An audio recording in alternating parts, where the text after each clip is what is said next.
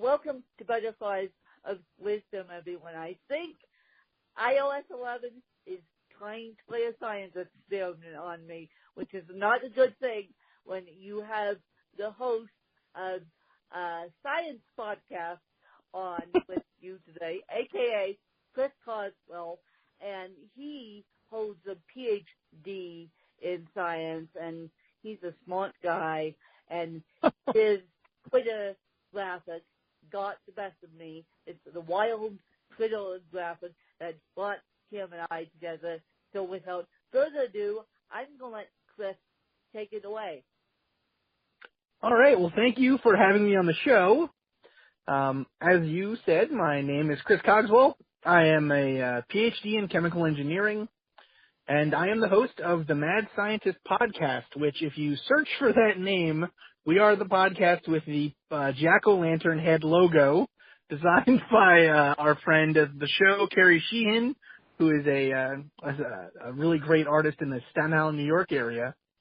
And so my show is about trying to get science and scientific thinking out there to the general public, to have people think about things and consider things in a way a little bit differently than they're maybe normally used to, thinking, and trying to help increase scientific literacy on topics that generally have maybe misinformation or misconstrued facts out there in the general world. So one of our hot topics on the show, I suppose, is things like climate change or things like mental health care, or even topics such as environmental pollution and what it means to be a clean process or a clean chemistry kind of situation, or even things as silly as, are supplements really containing any vitamins, or are they mostly just, sugar water? That kind of thing. So we try to broaden a large topic here. So that's about me. So, okay, what made you want to start the podcast outside your day job? So what really made me want to start doing a podcast was I really missed talking about the philosophy and history of science in the kind of way that I got to do it as an undergraduate. So before I did my graduate studies in chemical engineering, I was an undergraduate student, and I did a double major in chemical engineering and philosophy. And so as part of my philosophy, time studying and presenting, research papers and things, I got to work with some really phenomenal professors who were working in various fields, but things like, how do economics impact technologies, or how is the mind and the body, how are the mind and the body separate or different, and how are they the same, and things like that. So really interesting fields that were very scientific, although the people teaching them were not scientists. And so when I was leaving grad school, I really wanted to go back to doing something like that, where I could talk about science and the history of science and the philosophy of science, really, in that kind of way again, because, I was missing it, and I also felt like it could be really instructive for people. We don't normally think today of philosophy and science as something that goes together, but really, for the vast majority of the history of science, it has been a philosophical pursuit. Some of the best scientists in history are now remembered as philosophers. So I thought it would be worthwhile, and I'm really glad I started it. I absolutely love doing the show, so it's a lot of fun. It is. Now, what age range is your show geared towards? I had an interviewer tell me that his book was geared towards the adult, and that was about it. Please tell me your podcast is geared towards the kid who wants to learn science and the parent who wants to teach their kid science, the teacher that wants to teach the kids science, or me, who's the idiot when it comes to science. Oh, I think you sell yourself short. I think given a little bit of time, you'd be great at this. So my show is geared both in content and in, I guess, topics that we cover. It's geared more towards, let's say, high school and above. Okay. I do want to create something accessible for younger audiences as well. So my little cousins, whenever I go home to visit, they immediately, as opposed to wanting piggyback rides and stuff, they want to do experiments. Right? They're, Chris, make a volcano, or, whatever, right? So I think there's a lot of good that we can do for that population, in teaching them, again, teaching people from a young age to think to be able to separate scientific thinking from creative. No, science is creative, but being able to know the difference between, say, a scientific claim or a claim supported by a long history of repetitive experiment and evidence, and a claim that is, without that same kind of pedigree, I guess. You know what I mean? So at this point, that's who the show is really ranged towards. We have had some young school teachers reach out to us and say that they like the show, and we're always glad to get those messages, and we always like to suggest different topics or different things that they can do with the kids.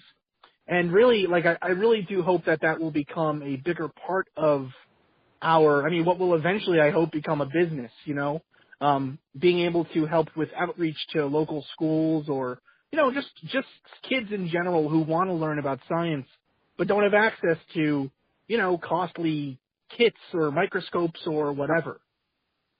I was going to say. Now, I have a question for you, and we'll move on to the baseline questions. How do you feel about climate change? How do I say that again? How do you feel about climate change? So climate change. So How do you feel about climate change? So my research in graduate school was on the capturing and converting of carbon dioxide. So I feel that, yes, so I feel that, all of the evidence supports the idea of climate change occurring.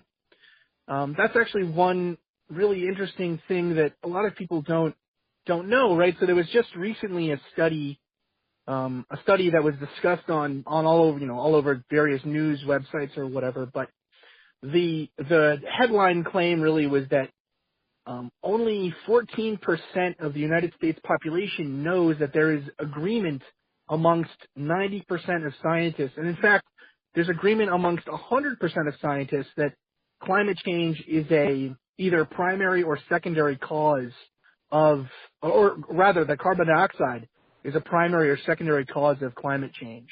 And the other part of it that people don't really, I suppose, know about, but which is a really important point, is that the idea of climate change is, and the idea that carbon dioxide specifically leads to increased temperatures, is one of the foundational discoveries of our modern view of things like, say, heat transfer or thermodynamics, or, how, like engines, the way that engines work uses a mathematical function that came from the work of scientists who discovered that the Earth's atmosphere seemed to absorb light in a different way than other planets' atmospheres, or, planets that don't seem to have atmospheres, right?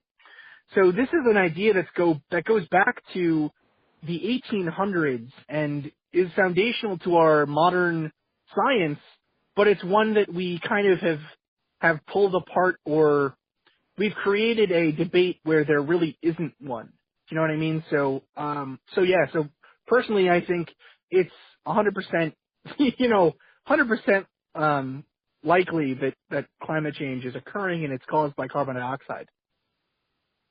Personally, I agree with you, Chris, and I'm not just being nice, because you're on my podcast. I agree with you. I definitely agree with you. I have seen climate change happen in my lifetime. I have, because of climate change, and a lot of people don't know this, up until today, because of climate change, my body likes the heat better than it likes the snow, but I can also feel my body changing in weird ways because of climate change and because of the carbon dioxide put out by vehicles and because of every which way on the planet. I mean, we're spending more time in vehicles now than we ever did. And throughout my lifetime, I give a perfect example. My physical therapist at the time was 30 minutes away from my house in Carbondale, Colorado, which is 30 minutes away from my house. Do you know they built a 2-lane highway in the span of my lifetime? In the span of me going to see this person, they built a 2-lane highway. And so that is really amazing to me that in my lifetime, since the early 90s, they have changed the way of thinking. And I believe climate change is coming, and I highly recommend that these people who say climate change is not coming, they go jump in the lake, because climate change is coming, and Chris is here to state with his PhD science brain that climate change is coming, and Wynn is here to state with her PhD in CP that climate change is coming, and Chris is laughing at me because he knows it's going on his truth. No, the really interesting thing is that, like you were saying, right, the mindset that we have that transportation in cars is the most common or the most easy or best way to get around, right? That thinking is absolutely a part of the issue with climate change, and it's one of my favorite things to point out to people is that there are all kinds of knock-on effects of small changes in the atmosphere, right? So, although that's one of the big areas where discord is being sown in the modern talk about this thing, is that people will say, okay, well, CO2 levels are rising, you can't argue with that data, but maybe what effects that will have are not as well known, right? The models aren't as good. But the problem is that there are effects that are being seen that aren't even catastrophic in the sense of, say, the ice caps all melting. There are little problems that are occurring for local communities that are making huge changes. So, for instance, in New England, where I was living for a long time, fishing is being really negatively affected by increased ocean temperatures.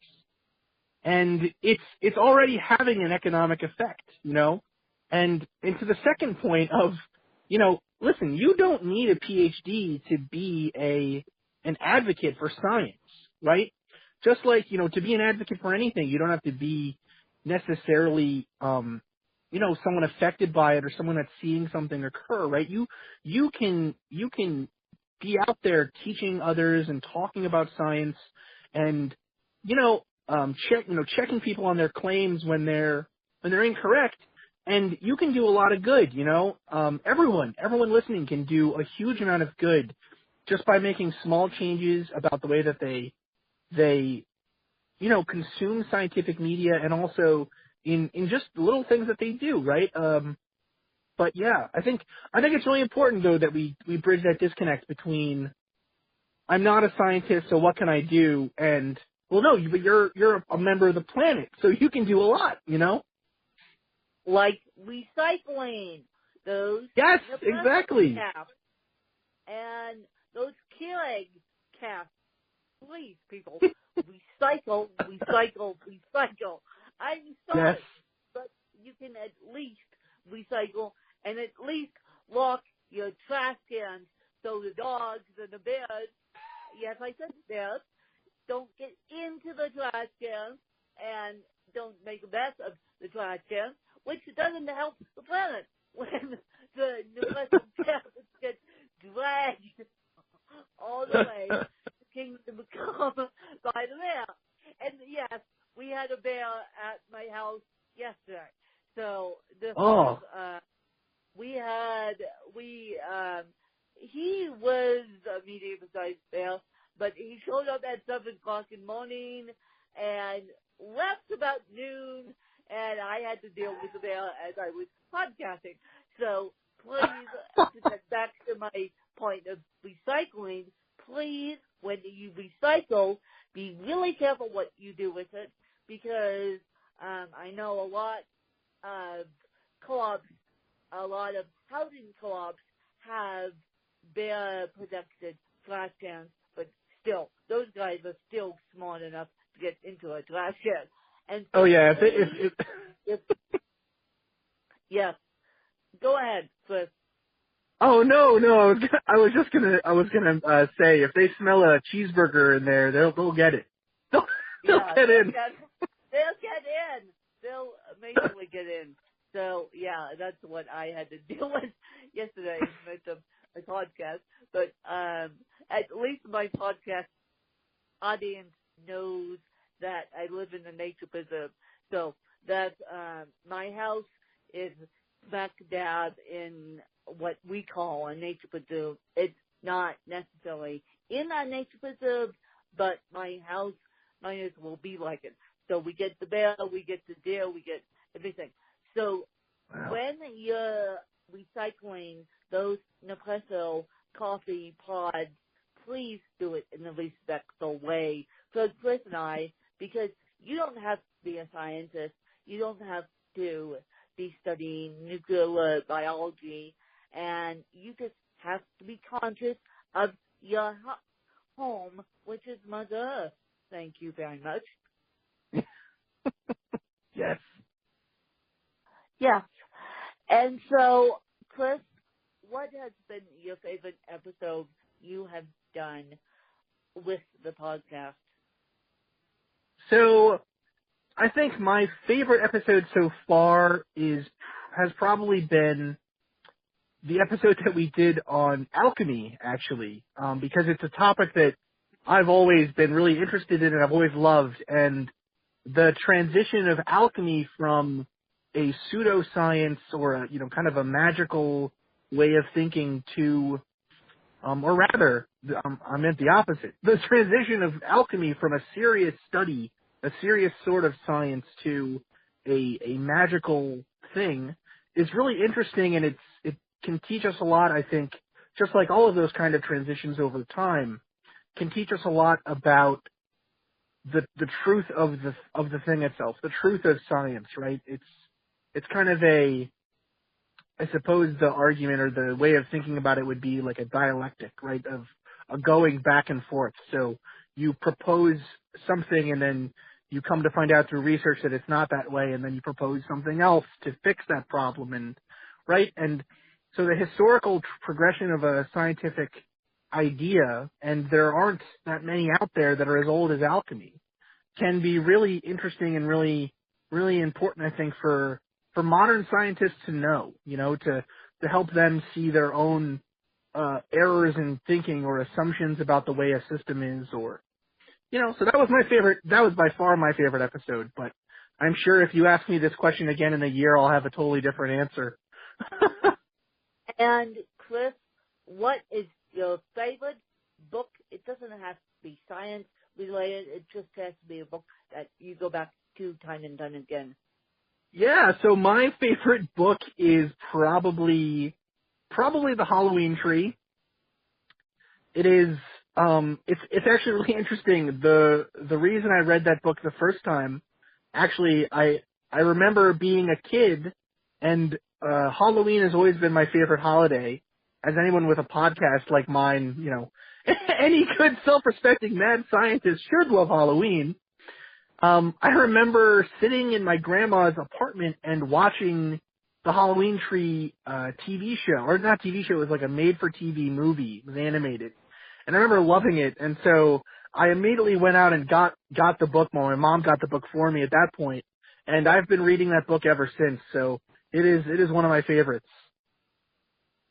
Halloween Tree. Well, Chris, you and your mad science will have to wait. Although you do have a new fan, which is me. I have to now program the Mad Science Show into my podcast listening app because, I'm in the process of transferring over podcast listening apps.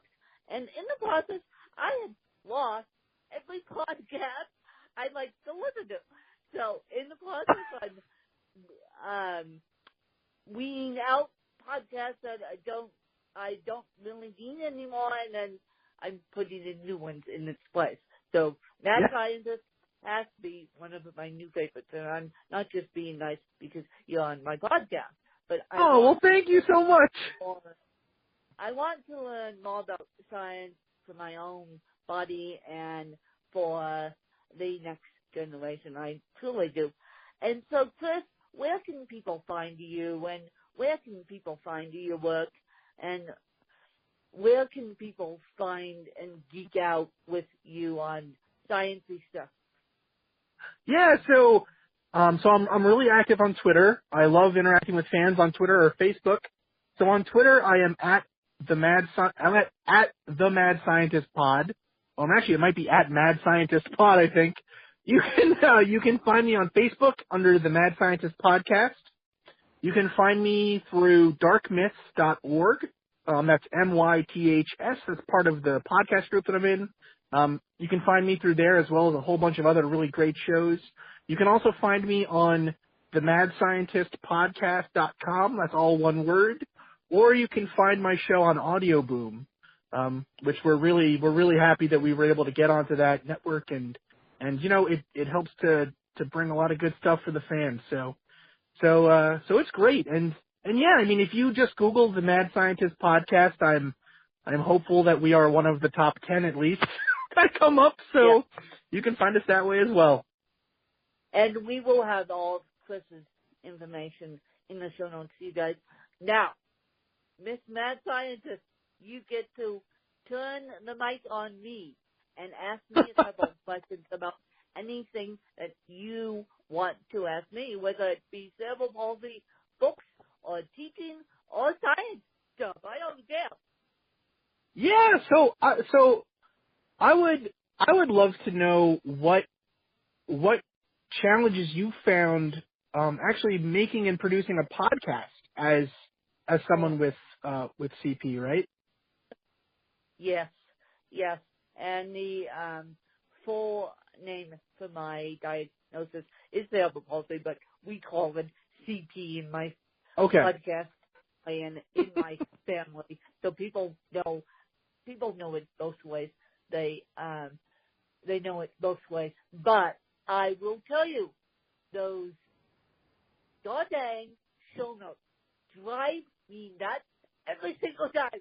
They drive me nuts every single time. But I know I have to do those goddamn show notes because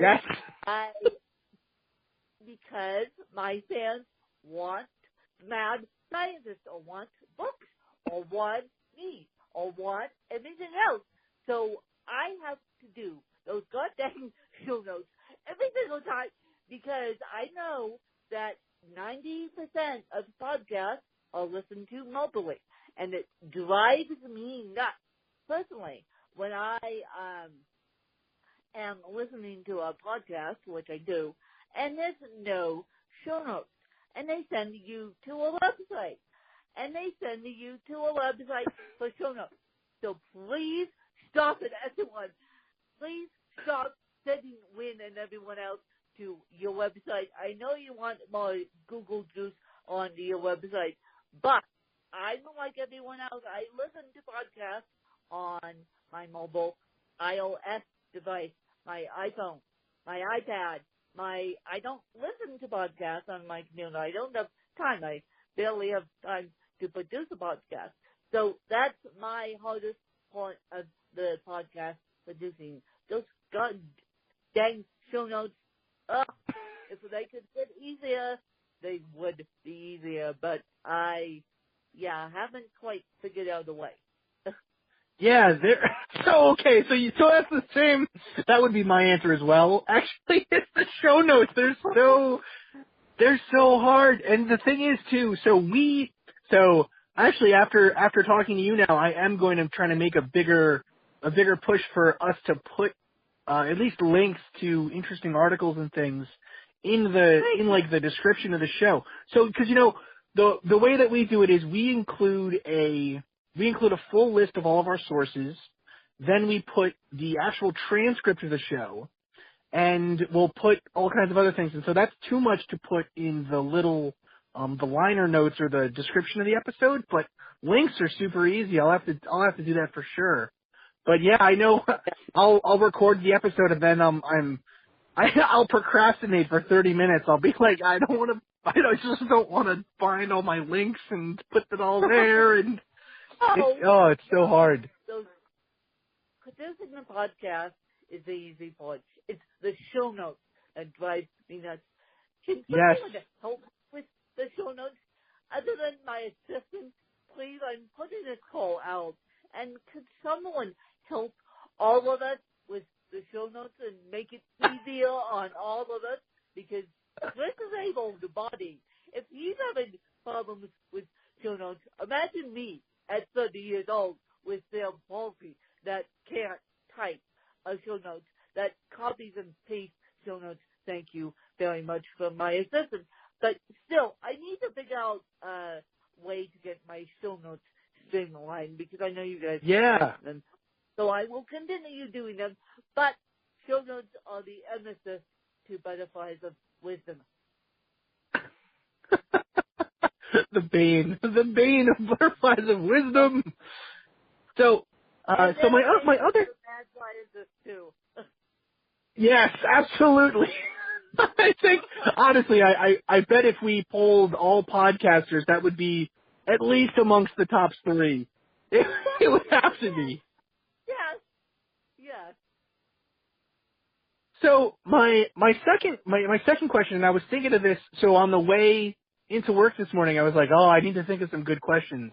And so one that I would be really interested in is, if you could pick one person in history to interview, rack their brain, whatever. Who do you think it would be? Who would you like to interview? Michelle Obama. Yeah. And people know that. And when you say in history, I guess she's in history now. And yes. Yeah. Would be my all-time favorite. Or her husband. And what I would pick her brain about is her getting kids to move campaign and her getting kids to like education, because quite frankly, I don't think high schoolers, and I hate to put your bubble in, Chris, but I don't think high schoolers and middle schoolers like science. So I'm happy that you are doing the work you're doing to get high schoolers and the occasional middle schoolers to actually like science, because I didn't like science for the longest time. Now I'm starting to like it, because I think dissecting frogs in dissection class freaks me out, and I think it freaks every single. And at that time, I didn't have a system device, and it just dissection freaks me out. And so I don't think a lot of kids like science. So what I would ask Michelle Obama is, one, how did she get the kids to do the Get Up and Move campaign? 2, how did she get the kids to like STEM and science? Because I don't think a lot of kids like computer engineering. They like computers, but not the computer engineering part. As you guys know, I'm teaching myself how to code, and eventually in 2018 I'll have my first app out, but that's a slow process in itself. But I think STEM is here to stay, and computer science is here to stay, and science in general is here to stay. So that's actually really interesting. So my co-host on the show, Marie, I'm sure would agree with you wholeheartedly that Michelle Obama is like is the gold standard of podcast guest, right? Yeah. And I think she would be fascinating. I think it'd be really interesting to get her opinion on just kind of where she sees the country in 50 years. I would love to see that from someone who's really, we all see politics from the outside, but from someone who's really been in there and then also has tried very hard, like you said, to do a lot of good work, right, with outreach to kids and helping fight obesity. And, I think it's really interesting. And I think she's already made a marked improvement in the country, frankly. But, so your point about kids maybe not liking science, I agree wholeheartedly. I'm amongst the few percent of people, I guess, who really loved. Here's the thing. I think a lot of kids like experiments when they're young.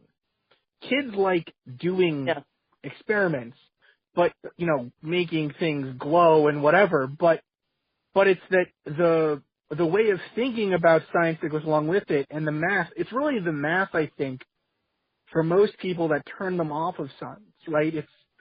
We teach science in the United States, and I only say in the United States because that's where I have my experience, right? That's where I learned science. But we teach science in a very dry, kind of fact-based way, right? So I think really if we taught science in a way where it is more of a continuous story, and the philosophical thinking behind science, if that stuck with the student, right? Because people won't remember what the molecular weight of tungsten is, but a student might remember that physics began with the understanding of how things move, and then over time progressed to become the study of how particles move, right? Like that story is a relatively simple one. We went from the big universe of the planets and, beach balls and whatever, to slowly over time focusing on smaller and smaller pieces of matter, right? That story has been the common story of almost all science. But we teach science in these brute categories where it's like, well, now you're doing physics, now you're doing chemistry, now you're doing biology, when it's really more of a continuum. And so I think that could do a lot to helping education. And one other point I would make, one other interesting thing. So when I was in grad school, I had the opportunity to meet and work alongside the writer of Surviving the World, Dante Shepard. He's become a mentor. I would say he's become a mentor of mine. He is working on a program called Science the World, and what the general idea is to create low cost modules for school kids so you create one experiment or one problem that a kid will follow their entire time at school. So when they're in preschools a little young, they'll still be eating crayons and stuff. When they're in, say, first grade, they'll do something simple with it, right? So maybe they'll just kind of talk about, okay, well, this is what this is, right, and this is how it works and whatever. Then in the 5th grade, they'll start applying simple math to the problem, right? So, well, now we know that this is how it works, and you know a little bit of the science, and so this is how to actually apply that science, right? And then in middle school, it becomes even more complicated. Well, now we can do an experiment in chemistry class to study how this happens, right? So one really good example of this is making a polymer goo, right? So you know that stuff. I mean, it was popular when we were like around the time that we were kids, like silly putty, right? Yeah, slime. Silly putty, slime. Yeah, exactly. So when they're a kindergartner, you make the slime with them and you show them how, okay, well, if you mix these two things, they make slime, and look at how, how thick we can make it and how thin and whatever. When they're in 5th grade, then you teach them, well, actually, it matters how much of each component you put together. So if you put 2 parts A and 1 part B, you get a thick slime. But if you put half and half, you get a thinner one, right? And then when they're in high school or middle school or whatever, you keep building on that story. So now they know what a molecule is. So you can teach them about polymers and say, this is actually a chemical reaction that's happening. And if we measure how long it takes for this thing to solidify, we can get an idea of the rate of the reaction. And so by the time they're in high school and ready to go to college, they've kept with a single scientific story the whole time, and they've really been able to follow it, and hopefully it has made them excited about science. And we can do all kinds of different versions of this. I hope I haven't completely butchered his idea. We haven't talked about me talking about it here, but I'm sure he'll be fine with it. But it's ideas like that coming from active scientists or active professors about how, why did we like science? Why did we love science as kids? And what kept us involved in it? And I think if we sort of, I suppose, in all versions of education, if we weren't so focused on testing specific outcomes, and instead looking at instilling a way of thinking, a way of learning, a framework for making decisions, I think that could be really useful. Well, it's funny you mentioned testing because I interviewed a person yesterday, Dr. Clint Blackwell, I think, and we talked all about testing and all about school testing and what he said, and his episode comes out on Wednesday, and so does this one. So you guys get a taste of testing, and then you guys get a taste of science. There we go. The teacher in Wynn wants to stimulate the classroom a little bit, but he said it's all about school stimulation, and it's all about getting the kids to respect the teachers, getting the admins to respect the teachers. And I agree with you, Chris. I think science should be taught in the way of a podcast, or science should be taught in the way of the Waldorf method, which means science should be science. Science shouldn't be necessarily structured. Science should be science and let kids enjoy science. So then they don't get turned off by STEM and turned off by science. So then we get more rocket scientists, more computer engineers, more medical scientists to help Miss Wynn walk. Thank you very much. And because this is the next generation who's going to be helping with medical technology. Yes. Yes. So why is science such a taboo subject? I'm going to let you answer that, and then we have to wrap up this fascinating interview. But why do you think science is such a taboo subject? Why is science such a taboo subject? Taboo to whom? Like, taboo to... Taboo to other teachers except the science teachers. Oh, okay. Why are teachers not bringing science into the normal everyday classroom until they send their kids to a science class or to a physical education class? That's what I meant by taboo. Sure. So actually, I think a big part of that has to do with the fact that science. So number one, we have a problem in a lot of school districts in the United States where the people teaching science in science classrooms are not necessarily trained to teach science, right? And so I think in a lot of ways that trained as teachers. They're not trained as rocket scientists. Right. Well, and you know what? I remember as a kid, some of my best science teachers were those who worked for, listen, this can go all kinds of different ways where we need to pay teachers more and we need to support the people that teach our kids, and right, all of that is true.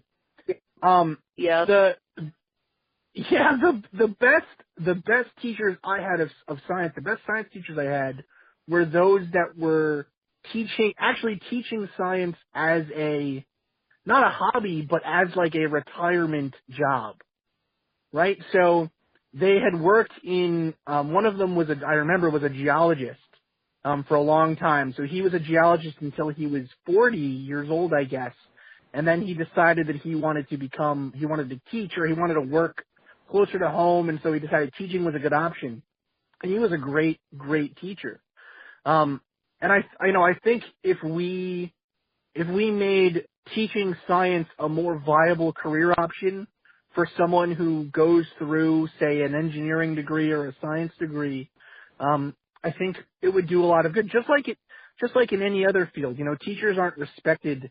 We give a lot of wordplay to, teachers are our kids' future, and, we act as a society as if we respect teachers, but we pay them a pittance, So, I think we need to start putting our money where our mouths are. But to answer your question more fully, I think it has to do with the fact that those other teachers don't feel qualified to talk about science to kids. So they would rather just stay away from it, And they probably didn't like science when they were in school, They probably, it's just a problem of, again, people don't feel qualified or excited or confident enough about their scientific knowledge to try to give it to someone else. And I think everyone should be, it wouldn't be hard to infuse a little bit of science into like an English classroom or a literature class or something, right? You read a science fiction book and suddenly you're talking about androids and, giant squids and all kinds of cool things. But again, I think it has to do with the compartmentalization as well of education where, okay, you're in this class, now you're in this class, now you're in this class, when again, learning and thinking is, in my opinion at least, a much broader thing. It's not compartmentalized. Yes, and I agree. I think we need to pay teachers more. One, I think we need to bring retired scientists in to the classroom to teach science. No more getting your education degree and then teaching science. You need to be in that field for a certain amount of time before you go teaching. I believe with music teachers too. They can't get the teaching degree and then go decide and teach music. I am a teacher myself. People know that. People know that I took the unconventional route in teaching, and that's going to be a totally different podcast. I just decided 2 weeks ago that I'll finally now say how I got my teaching credential. I went the alternative route and didn't really get a teaching credential, hint, hint. And so I think that now at the almost end of my career, because not getting paid too nicely, I think now that I'm finally getting to the creative fun end of it after teaching preschool for 11 years. And when Chris, you said the preschoolers will be eating the science experiment, yes, my kids did. And so I had to do that, them eating the science experiment. But I'm like, yeah, we need to bring in retired teachers from the field to teach these kids, whether it be music, whether it be science, definitely science, and whether it be art or whether it be PE. We need to start bringing in retirees to start teaching these kids the true value of science, the true value of art, the true value of music, and so that's my piece on it.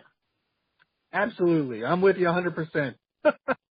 That's my piece on it. And again, Chris, I thank you for coming on Butterflies of Wisdom and sharing your stories and your wisdom. And I hope that my listening family gains a lot out of this. I hope you see a spike in your download numbers. And I really appreciate your time. And I hope you guys enjoyed another fabulous episode. This podcast has been sponsored by Kitter, K-A-T-T-E-R. Kitter is a desktop Twitter app. You or they can compose the hashtags, but they will put the trending hashtags with it. And you or they can compose the tweet, but they will put the trending hashtags with it. Or you can put a hashtag of your own with it. But Kitter is a pretty cool app. And I'm sorry it's not mobile yet. It's only on desktop. And I hope you guys enjoyed another fabulous episode. Thanks to you guys.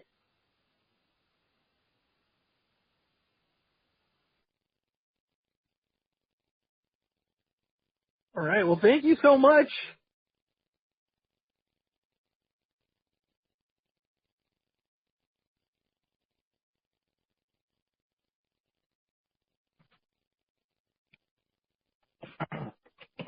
Hello? Did we get lost again?